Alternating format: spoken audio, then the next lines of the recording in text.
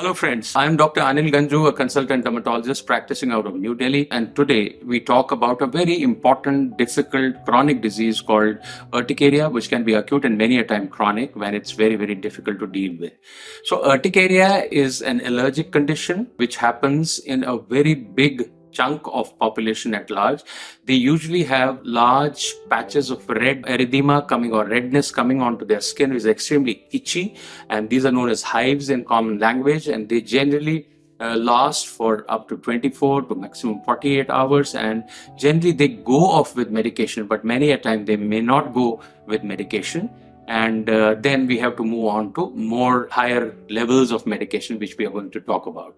So first of all, what is urticaria? As I told you, urticaria is an allergic condition which is characterized by development of these red patches on the skin. These are known as hives in common language, and extremely itchy, and they remain in the skin for up to 24 hours and then they go. But then by that time, they have left the patient quite exasperated and worn out. We have different types of urticaria in classification. We have an acute form, which is an urticaria which happens on almost daily basis for a maximum of up to 6 weeks. And anything happening thereafter, after 6 weeks, would be called chronic urticaria. Then we have, different kinds of urticaria according to the cause. Like we have physical urticarias, which happen because of various physical stimuli like pressure, like sun, like wind, like cold, etc.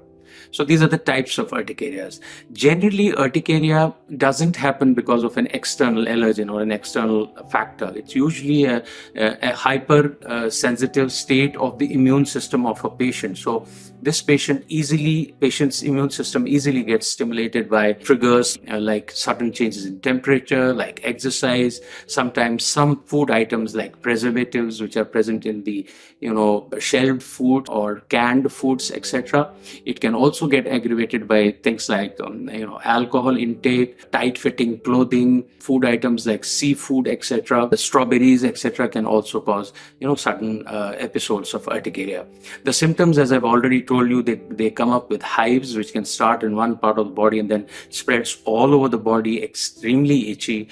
Generally, they get good relief from medication called antihistamines, and they may need it on a daily basis for a long period of time. But sometimes, acute urticaria can easily be managed and does not last long. So if a patient has urticaria, you may give an antihistamine for maybe 1 to 3 weeks and they usually settle down. But sometimes these patients remain in that hypersensitive immune system state for a long time, and the urticaria lasts for more than, say, 6 weeks, and then it goes into a chronic phase. And chronic urticaria is a little difficult to treat. Several months, sometimes years also. But generally, it is not a very severe or debilitating condition, except that it causes a lot of stress, a lot of itching. So generally, most of the patients, up to 60 to 70% of the patients will respond to a single tablet of antihistamine given daily.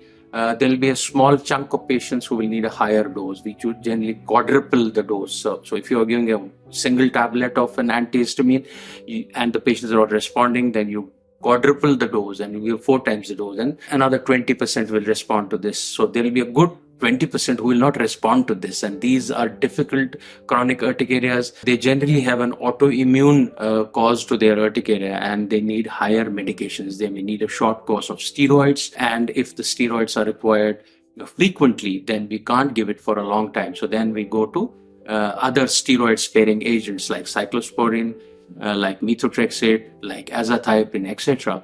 And now we have biologics available also for these severe patients, like we have omalizumab, we have dupilumab, which are given in an injection form and generally help to tide over the acute situation and then take the patient back onto antihistamines.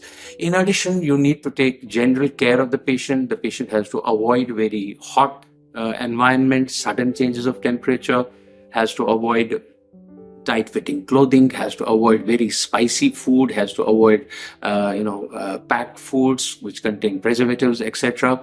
These are the general measures, that they have to remain in a cool environment. The clothing should be lightweight, loose, cotton, heavy clothing, woolen clothing, silk, etc. has to be avoided as much as possible. As I told you, it sometimes can be quite debilitating, the disease, and it can run a long course and can have a huge impact on the quality of life of the affected patient. So patients can be disturbed considerably, but they are given help right in time. they can easily get out of the condition.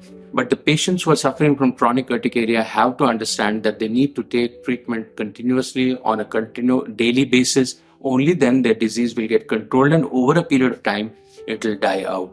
To prevent, as I told you, the condition can be prevented by avoiding sudden changes in temperature, by avoiding foods that can aggravate it, by avoiding exercise in some patients, and patients who have physical urticarias like sun induced solar urticaria, like cold induced cold urticaria, and then pressure induced pressure urticaria. So those triggering factors are to be avoided. And the most important is the patient should not self-medicate.